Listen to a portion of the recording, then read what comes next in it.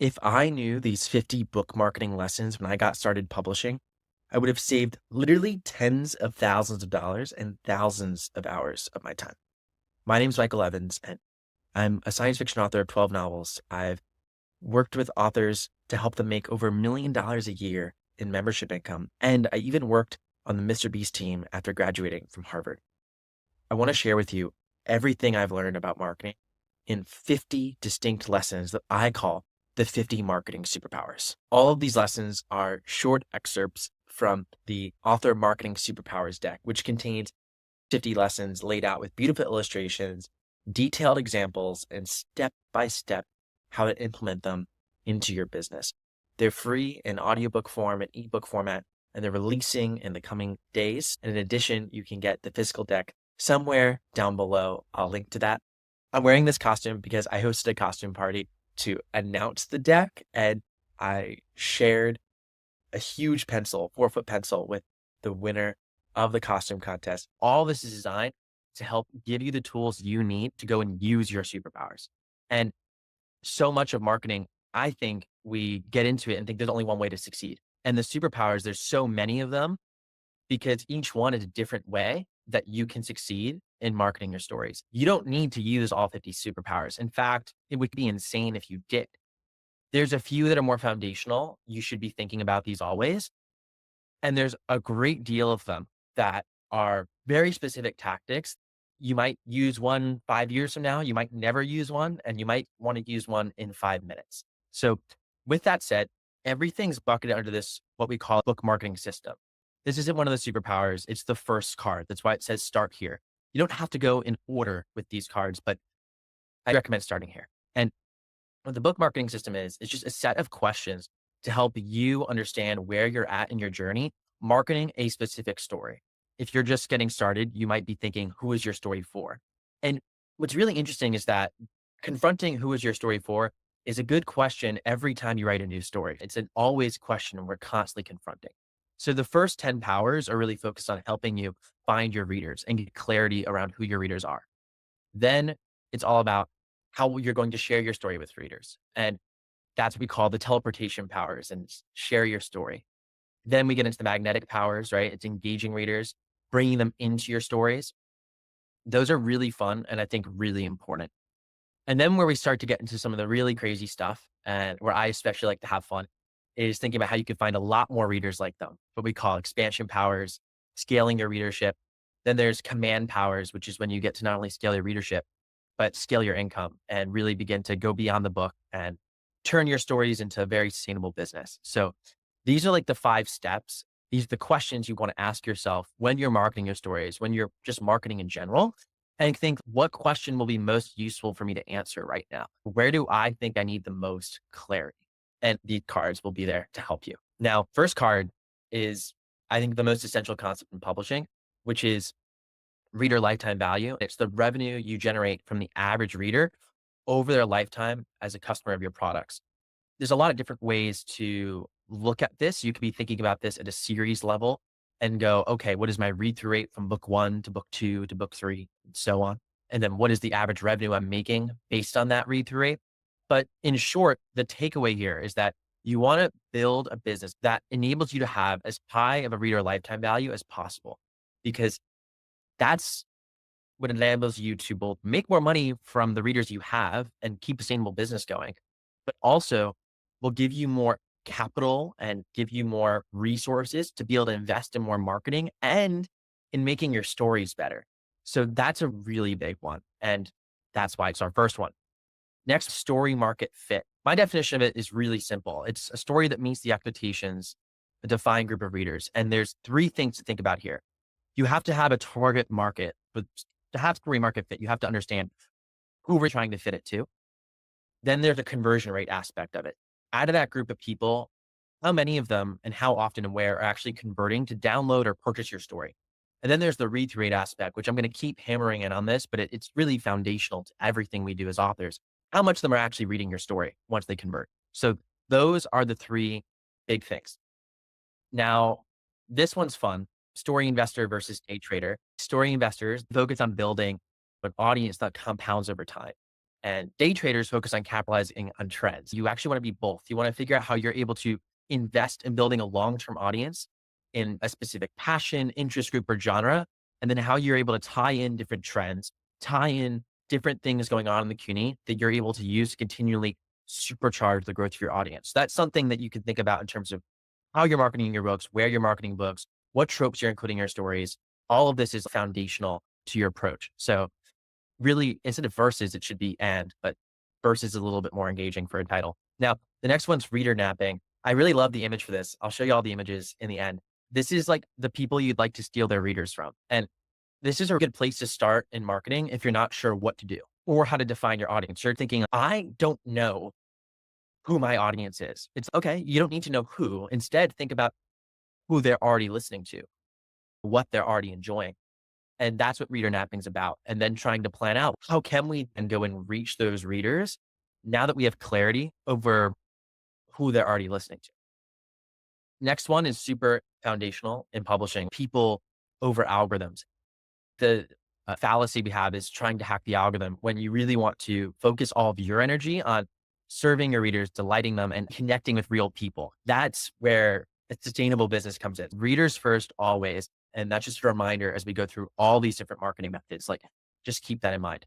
Now, the next one is the trust moat. And this one is so frustrating for people just getting started. But then once you understand it, you can start to reverse engineer this, which is there's certain books that readers already think are going to be good before they open it because they've heard so much about it from other people. It's really hard to overcome a trust moat. Like, when you have it, it's amazing. These readers love it. When you don't have enough trust yet, it's harder. Like a book that we all know right now in the year of 2025 doing great is Dungeon Crawler Crawl. Dungeon Crawler Carl. I don't know why I can't say those three words together. Matt Denman's an amazing person. Everyone, like, that book, right, has so much hype. That's just one of many books, right? But it's one book that has so much hype. You go into it thinking this is going to be great, right? So what you want to think about is less how do you become the next Matt Denman? Because his book is like unbelievably huge. He's one of the best-selling authors in the world right now. Yeah, Fourth Wing for sure. There's plenty that I can put in that sort of category.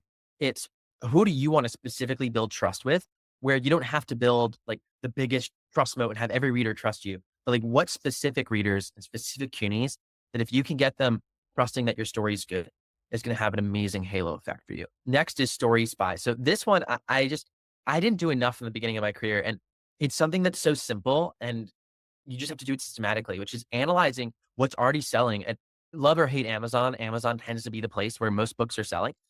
You look at the sales rankings of books on Amazon, you want to start to see is out of the stories that you are planning to reader nat from, out of all the authors that you think are similar to you, what are the sales rankings of their books?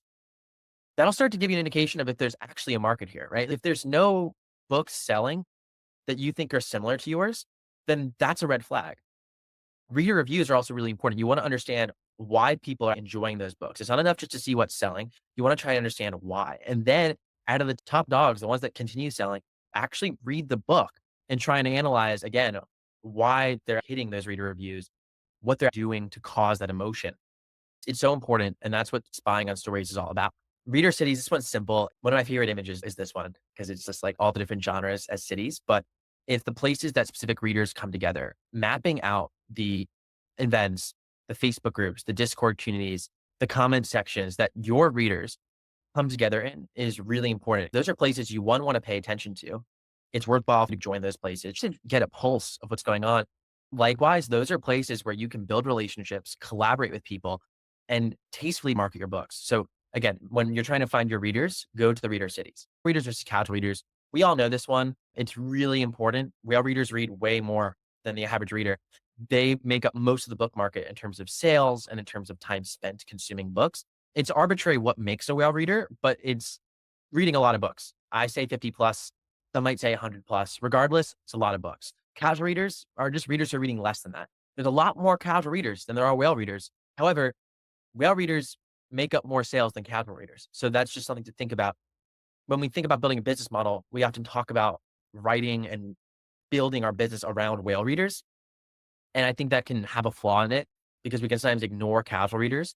And you really want to build a business model that can serve both. What are the needs of whale readers? How are they going to differ from the needs of casual readers? What is that business model going to look like? Where is that different? That's really important to keep in mind.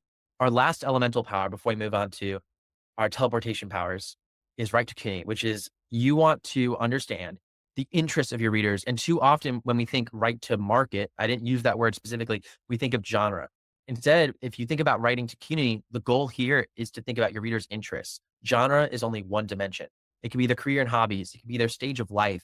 You can even make this multi-dimensional where they have this genre, this career, and this stage of life, and allows you to write for that community in a much more tailored way and also markets them as well. The first teleportation power is story suit. So I adore this one. It's underrated, which is the packaging of your story that makes your book both stand out and feel familiar to the right readers. Think about it as if it's a superhero, right? If I was to put on this mask and this cape, you're going to recognize me as a superhero like character, right? This is imagery that we've come to understand has this type of archetype. Now, here's the thing. If I was just wearing this, what would make me special? What defines me specifically as me, the superhero? I think so often in our books, we think about matching the expectations of the market that we then don't think about how do we stand out. I stand out with my pencil. I don't know how you're going to stand out, but you want to think through that. There's one thing that you're probably going to do, whether it's your medium, it's your title, it's your tone, specifically who you're branding it to, that's going to really make your book stand out. So you want to blend in mostly like I am, but then think about what your pencil is, for lack of better words. Now, next up is your author mask. This is who tells the marketing stories for your readers. Now, the who is so important here because you don't have to be the person telling the story.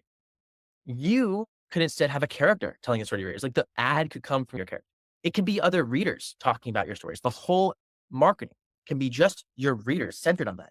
It could be centered on you as an expert giving education. There's so many different ways to go about what your mask is, the who, the voice of the marketing stories. It's super underrated because by default, we think we have to be the person when in reality, we don't. Now, quick call out here. Author masks are like, there's 5 of them. I'm not going to go into detail right now, but at some point in the next 7 days, I'm releasing a free quiz. It's basically going to teach you or help you learn what your author mask is, what your author cape is, and what your author belt is. And these are just all ways that you're able to think about how you're best tuned to market yourself and your stories. So that's coming out totally for free. And hopefully it's just another tool to help you use these superpowers to your advantage. Now, next up is the book marketing plan. This is funny because I'm actually telling you not to necessarily have what we think of as a plan, but your plan should just be to start one thing and then take action. Do one thing instead of having some grand plan, instead of having this 5-page thesis you've laid out about how your book's going to become a bestseller. Why don't you just do one thing and see if your book sells? Whether that's a newsletter, a Facebook group, maybe it's posting a TikTok video, maybe it's going to an event. I don't know what it is. I'm going to give you a lot of ideas. But what I do know is this, that if you do too much or focus on planning versus actually doing, you're not going to get the valuable data and valuable insights that'll actually help you do the right thing. Because book marketing is less about doing all the things and more about doing the one/few things that really make a difference. Publishing sales models. This is going to be reviewed for a lot of you here, but KU, right? Kindle Unlimited, wide, publishing your books on any retailer, anywhere. Both these models, you don't get customer data. So you don't have a direct relationship to your readers. You don't have their email. The difference is that they're buying directly from you. You're typically the merchant of record. So KU is you're in the Amazon bookstore. You can sell in all different bookstores. Direct is your bookstore. The key here is thinking about how you can utilize all these different models to benefit you. You don't have to be all in on direct or all in wide or all in on KU. You can sell certain things in specific places at specific times to benefit you. And that's how you use the publishing sales models to your advantage. Then there's one-time marketing events. This goes back to the book marketing plan. And it's so important. Remember, we're in teleportation powers right now. We're not at the stage where we're scaling our readership. If you do have to scale your readership right now, I love that for you. One-time marketing events are really designed to be thinking about what are the non-scalable ways you can test your book in the marketplace to readers. And that goes back to the book marketing plan superpower. You don't need to be thinking about the scalable thing that's going to get you to 1,000 readers. One reader at a time. One-time marketing events are deliberately doing things that are not scalable, but that can give you data on where your readers are, who your readers are, and if your story is a good fit for them. And you have to be going out with this mindset that It's just one thing at a time. And doing a one-time marketing event is an incredible superpower to use. Give yourself permission to do one thing at a time rather than having a plan to conquer the world. Because I see too many people have plans to conquer the world and then they sit back while reader citizens need their help. Authoropolis needs you. Now, next one's author flywheels, which is engaging in marketing activities that pay off more and more over time. This one's huge and it's something to think about as you're building in what your long-term marketing is going to be. Let's say you're creating content on TikTok. If you get followers on TikTok, you can build up a cumulative advantage on that platform over time. Better example is a podcast. The more people listen to your podcast, a lot of them will stick with you, right? That's a very loyal audience, same with your newsletter. But it goes even deeper than that. Let's say the more blog content you create, or the more content you create on YouTube, or even the more books on Amazon, wherever you're creating content, the more of it you create, your old content can still perform for you. So your old content's getting you views and your new content and that builds. So I want you thinking about that. How can you do something where you put in effort once and you can continue to reap the reward of that for time and time again? That's building your own author flywheel. And that would take me hours to go through all the 50 superpowers in great detail, but flywheels are so important and one flywheel can change your life. Now, the next thing is the testing trick, which is always sell your books before you write them. Crazy, but I almost don't see a reason why you wouldn't do that. You want to be careful with how radical you get, and you don't want to burn trust with existing readers. You want to be measured and careful. Why would you develop something if you don't know it's going to sell? That's poor business. It's a lot more stress than it needs to be. So how can you figure out the packaging, your story suit, your readers, your exact community you're writing for before you even pick up a pen? That's the testing trick's all about. Next is the copy cooker. This one is just like a simple framework for how I think about writing copy, whether it's in ads, whether it's in email marketing, whether it's in social media posts. First is listen. And this is the most important one. It starts before you pick up the pen. It's all about having empathy with your readers, understanding what their needs are, where they're at, what they care about. And that's just you listening online. The next one's open, which is having a great hook that surprises people and that draws them content. Then understand. This one's really simple. It's how can you make them understand what you're trying to give them? What are you communicating? Is it a book? Is it a story letter? Is it a free audiobook? Is it something like I'm doing, which is a deck of cards? Who knows what it is? The key is how can you get your readers to understand that? And then the last thing is D, which is do. Drive them to actually go do the thing that hopefully you've made them understand and want. Next is the promotion elements. This is like what actually needs to be contained in any piece of marketing. If you're promoting something, what does that thing need to have? I like making things simple, and I like you just being able to go and look as you open up this superpower card. Do I have this right now?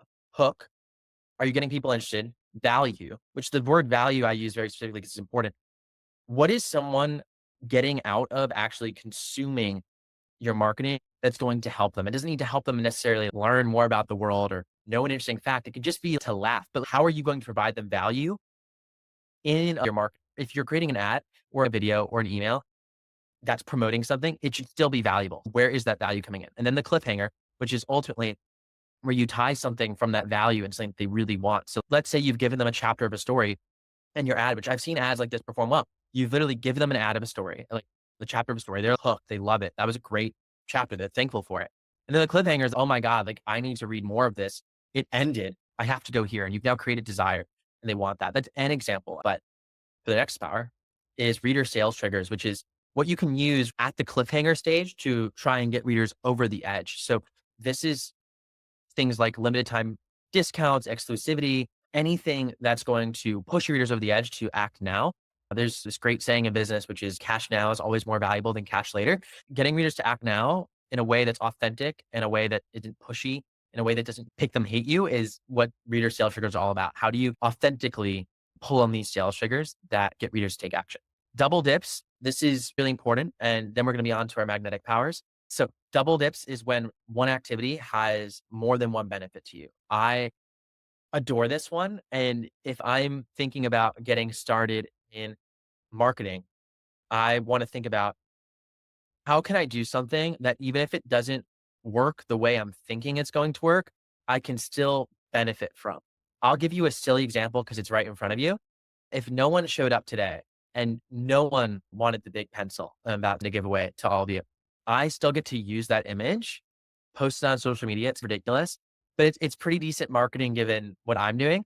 And it's one of those win situations where even if this whole party flops, great. I'm still going to use that actual thing for marketing anyways. So if I can use it twice, that's great. And then flip side of it, oh, if you're using that for a marketing image, how can you utilize that to turn your image into something that's going to provide value to the people you care about, which for me is you all. So I gave it away to you because I don't need that in my life forever. I just need it in an image and I can share that image for years to come. So again, these are just simple ways to think about double dips. Um, Reader growth engines. These are scalable ways to grow your readership. Like when we're thinking about like actually investing long term and how do we really grow our business, it's really one of three ways: content, ads, or collaborations. The misnomer is that we have to create content everywhere, create ads everywhere, and collaborate with everyone. You just need one ad platform, one place you're creating content, and one place you're collaborating with people to do it. And you don't need to use all three. You just need one. Reader growth engines is hopefully simplifying marketing for you so that you can see you don't need all these things. It's just focusing on the things that can actually go the distance once you've found your readers and you're ready to get more. Now, power law is really important. This is few books sell nearly all the copies. This is one of those foundational things we have to remember. And the power law is all about how can you, and the thing is this, the misnomer in books is that there's only one best-selling chart. Amazon's made that misnomer blown up and there's now like 1 million sales charts, half of them, which mean nothing. This doesn't mean you're selling either. So the notion of a bestseller or a power law has got it confused. And my definition is really simple. The reason power laws exist is because we are cultural creatures. Like we grab onto what other people are doing. And there's one big overall power law in the mass sky of books, which things like Fourth Wing, climbing to the top of right now, which is amazing. That series has done so well. Those are the mega bestsellers that transcend genre boundaries. It captures almost all of reading.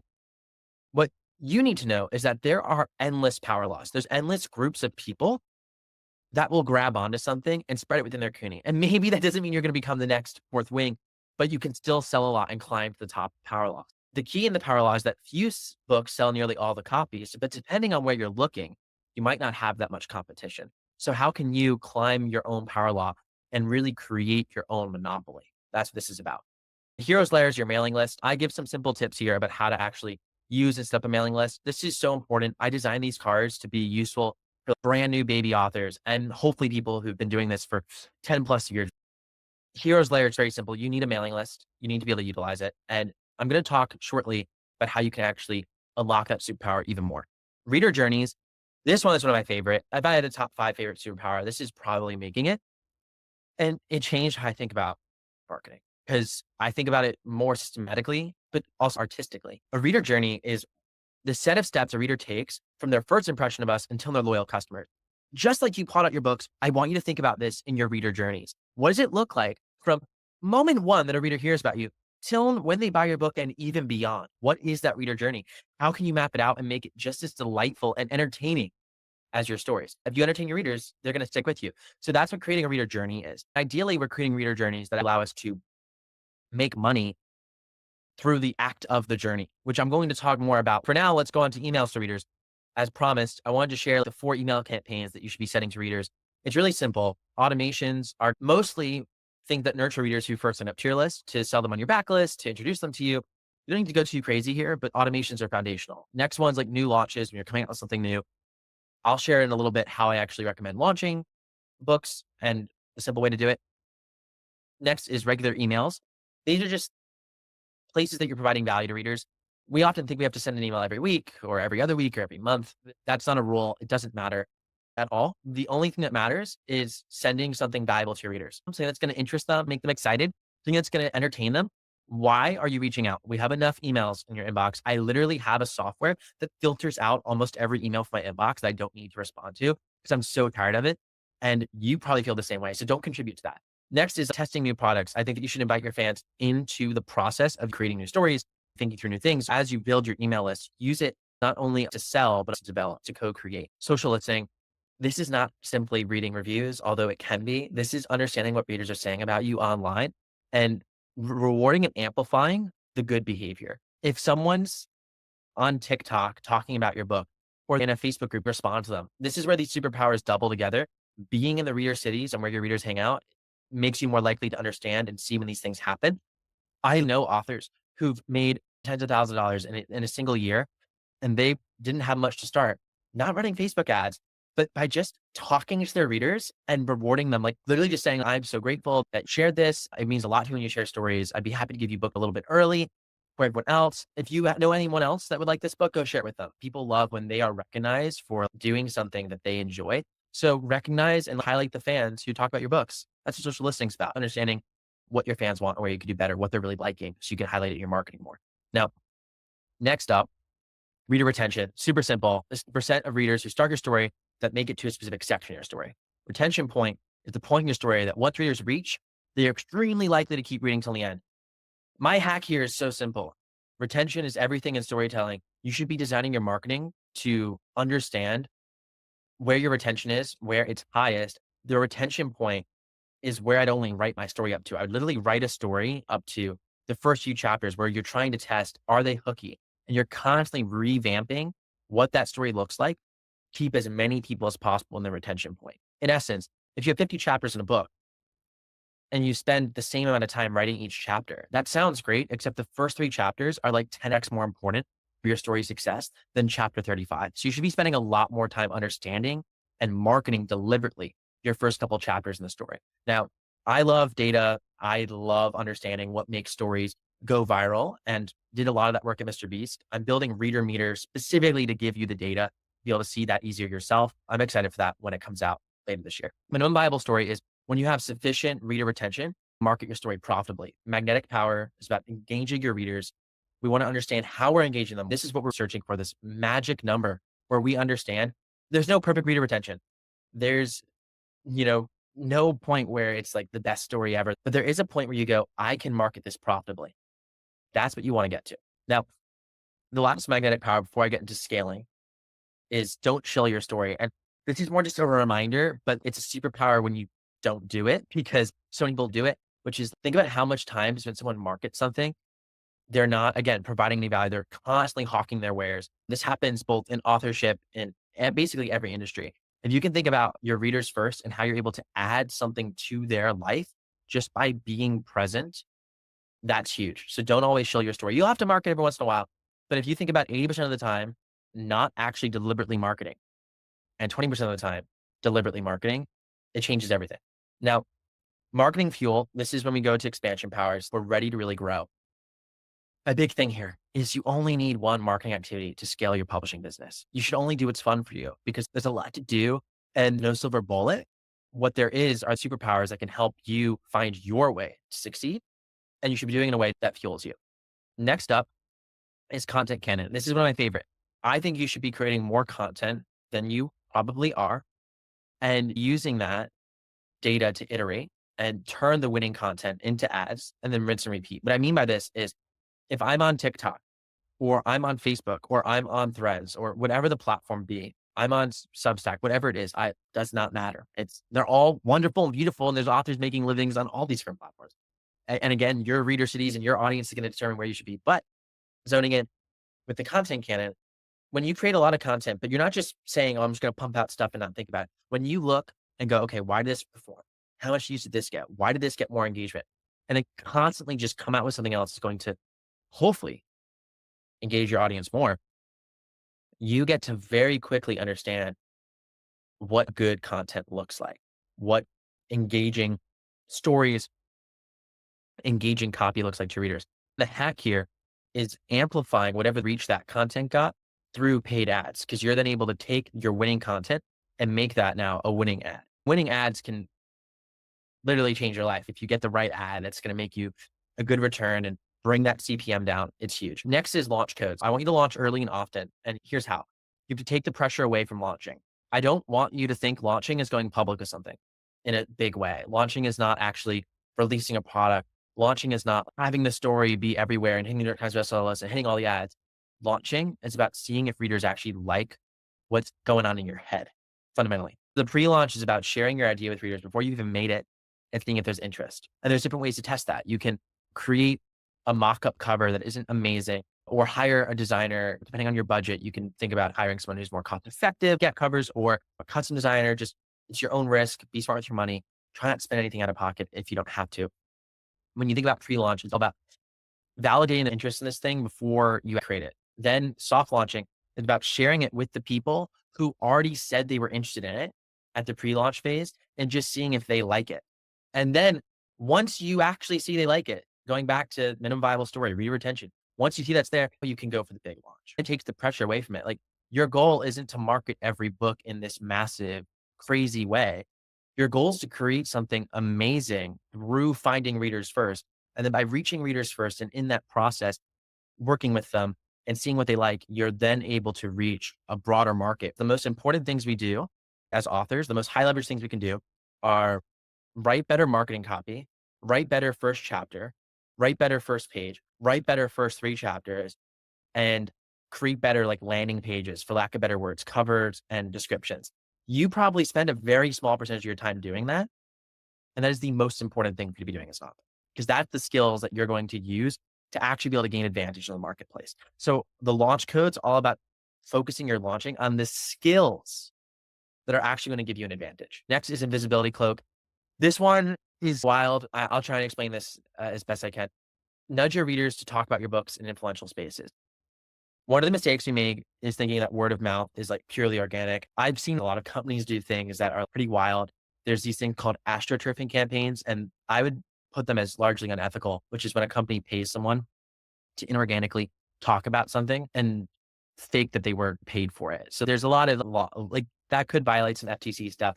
I do want to mention that's extremely prevalent. There's agencies out there doing this. A lot of things go viral are inauthentically going viral. And there's people in the book community doing this too, which is just crazy. I don't want to pop people's bubbles about the world, but there's some interesting things that go on in marketing. My idea here is not telling you go and pay some agency or be unethical and get people talking about your book who haven't even read it and lie that they're not being paid to do it. Instead, I'm going, can we use that same psychology, but in a better way? Once you start to build your readership, you're going to have readers who already like what you're doing.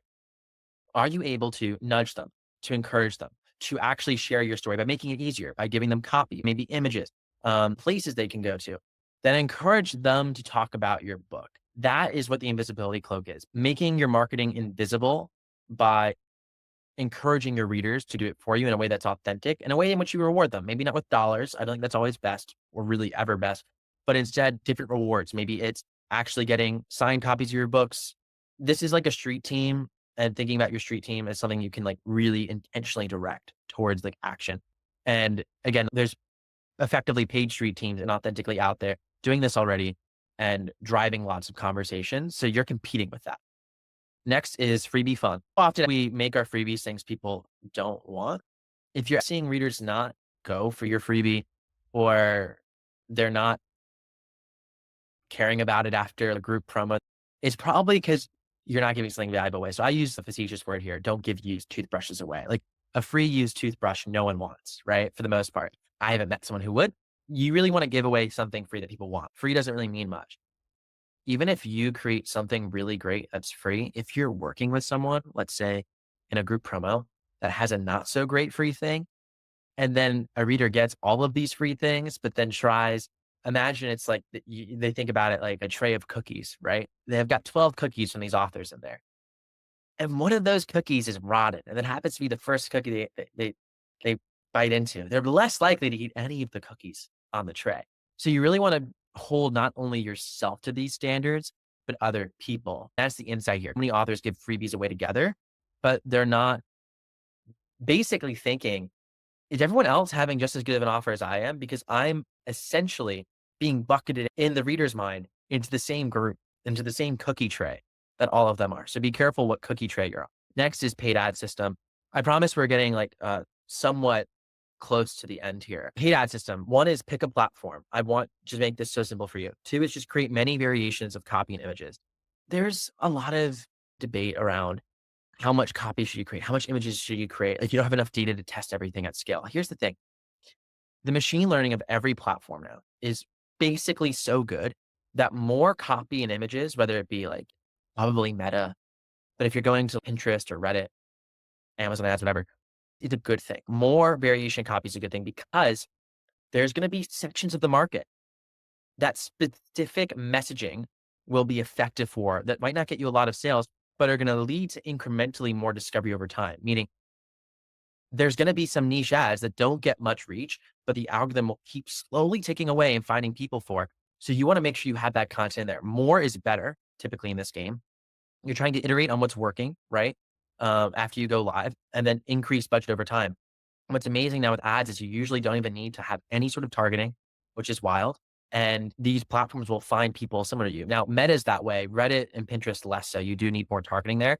When it comes to Meta, which drives most of ad spend, it's where most authors are spending money, and Amazon has as well. You don't even need targeting now. Now, you do want to make sure that your actual copy is aligned with what's going to sell you books. But now we're at like superpower nearly number 40. So my idea is by now you've understood who your readers are, you're understanding what brings them in. And this is now amplifying something that's already ideally working.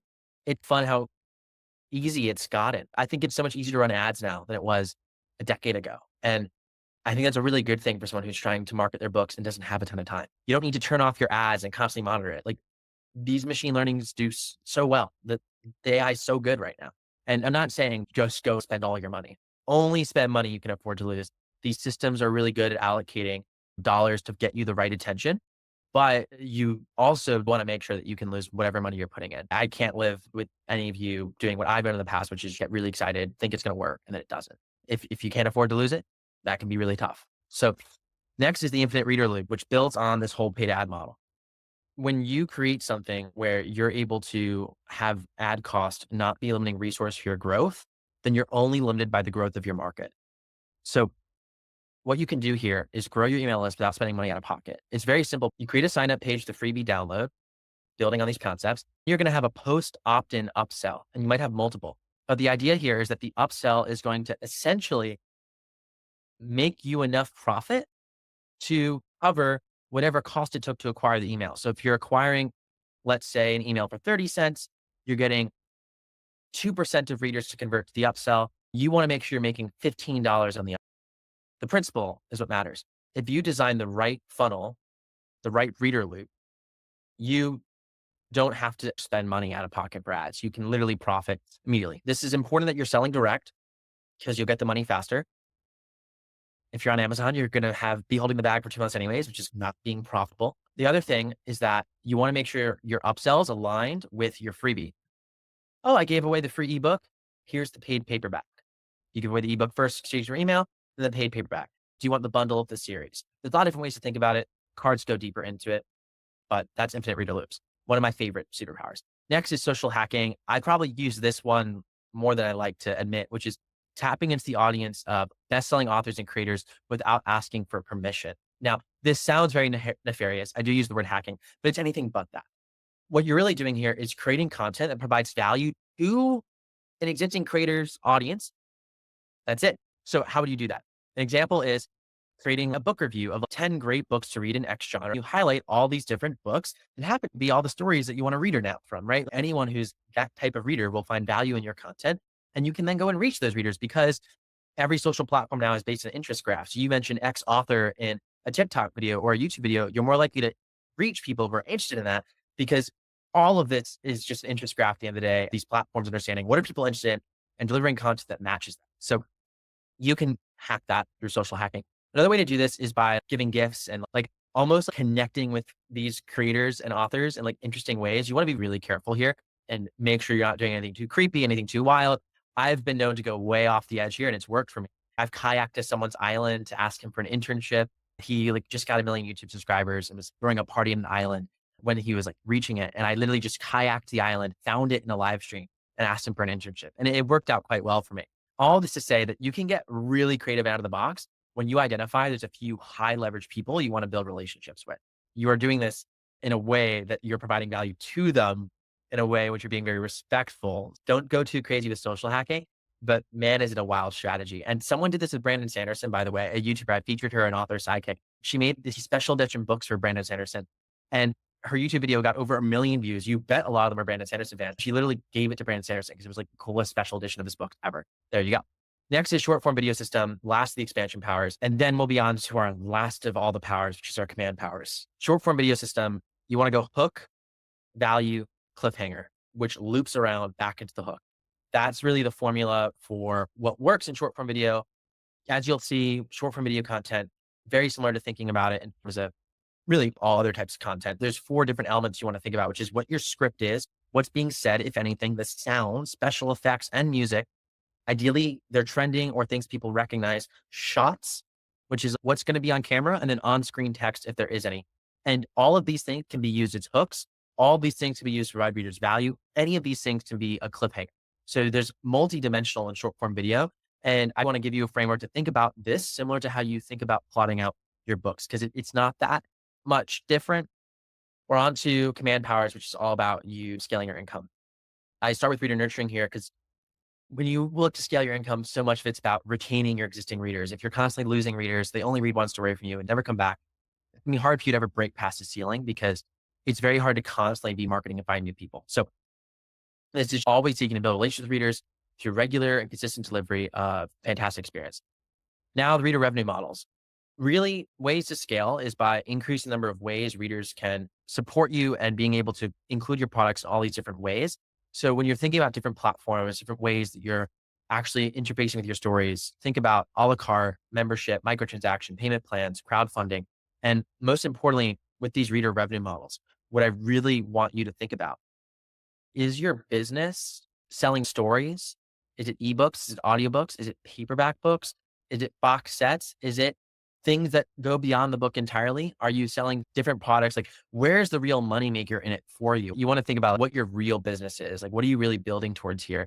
And mapping out your reader journey, why they're there, what their passions are, will help you get more clarity on that. Your writer circle is so powerful. This is where you get to use knowledge transfer. If you surround yourself with people who are doing similar things to you or on a high trajectory and you admire them, you can learn from them. And that learning is invaluable. So don't be afraid to lean on fellow writers. Someone could teach you more in 10 minutes who's been doing something than you'll probably learn from 10 hours reading a book or a course. So your writer circle is so important. Super sidekicks. This one is making relationships with the platforms you publish on. Even if you're selling direct, making a direct relationship with the platform that you're selling direct on, especially if you're working with a retailer or any social platform getting discovery, building relationships with reps there, managers, et cetera, can go a long way. You'd be surprised how much promotions go on behind the scenes. It's less of we cater to all the biggest people, but more so who's in our circle, who do we have relationships with, who do we want to help? So the super sidekick can be the relationships you have with different platforms. So utilize them.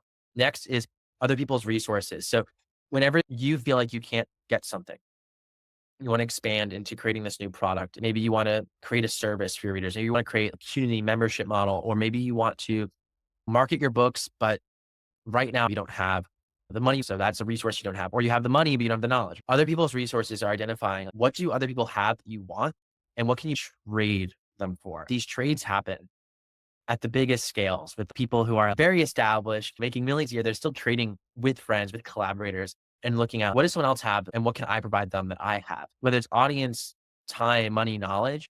I don't think you have to go out of pocket into anything you don't have to try and acquire something. The key is spending the things you do have to get the things you want in collaboration with other people. If someone has a huge audience that you want to reach and you want to cross promote, but you don't have any audience, think what can you do for them? If someone has money and can help support you, whether it's a outside group, whether it's a very kind reader or your super fans, what can you do for them that makes that money worthwhile? Next is power of reciprocity. So I love this one, which is when you give people, they'll give back to you. So remember that all this really is about giving to others and about giving a great experience to them without asking for anything in return. Reciprocity is not you give me this, I give you that. Reciprocity is I give you this, and then I just know that it's going to come back. You'll probably give me one day. Even if you don't, there'll be someone else who does, who I did give to. Knowing the power of reciprocity allows you to be more giving in life. And I think that's a beautiful thing. Next is the 3 types of reader community. One underrated way to control not only your audience, but to control an entire genre is through reader community. And there's 3 types. A community can be all 3 of these types of communities, but it's also true that you can have a community only be one of these types of communities. You can have a community for learning, where people are trying to learn about maybe specific, if you're writing maybe post-apocalyptic books, maybe they're learning prepper techniques. Maybe they're learning about different guns, if you're writing thriller books, or how to solve mysteries, or maybe it's about a specific passion. Maybe they're really passionate about a specific supernatural creature, or maybe they're really passionate about a specific place. You might be writing like Scottish Highland romances, right? So whatever their passion is or they're learning, these communities are better to build a space around and own that versus a specific story, because a specific story will go up and down. And your story, especially if you're not like unbelievably massive yet, are going to have a limited market. The CUNY for a passion and the market for a CUNY for learning is much larger. So think about how you can tailor your CUNY towards that so that you can in turn grow your story and also essentially get to own one of these reader cities that we talked about earlier. That's a true command power. Now, next is that audience is everything. I've already highlighted the reader revenue models, but it's just so foundational. When you start to think about truly building an empire, media, it's not best business. We can't really charge that much for products. There's a lot of competition. It goes up and down like crazy. Trends change all the time. But you know what it is? It's great marketing. And once you build the trust of someone and build an audience, you want to be thinking about the other products and services you can offer them that can improve their lives. So many examples of this. And it's about getting beyond just merch and thinking about what does your audience really need? What is your unique mini Disney World that you can build for them? And then thinking about who you need to partner with, what are the resources you need to help you get there. This is our last superpower. This is Fanatic Builder, which is the 3 steps to basically creating a rabid audience, right? And you want a shared purpose, shared language, and shared rituals. Shared purpose is why people are coming. It can be just to read your stories. It can be to engage in a very specific ritual, wine club together, or having a gaming activity. That's super common, especially like in lit RPG circles. And the shared language is about what words are you using in your stories that you want people then grabbing on as their identity, settings, places, character names. And then the shared rituals are the things that they're actually doing. We're going to do this every other week. We're going to come here at this time and do this thing that people know how to engage in it. That's how you can build true fanatics, is by rewarding every step of this process, rewarding people who are engaging with shared language, giving them places to actually show that and give them that identity through whether it's merch or other products, giving them a space to actually partake in those rituals. It's huge. So with all that said, these were the 50 author marketing superpowers.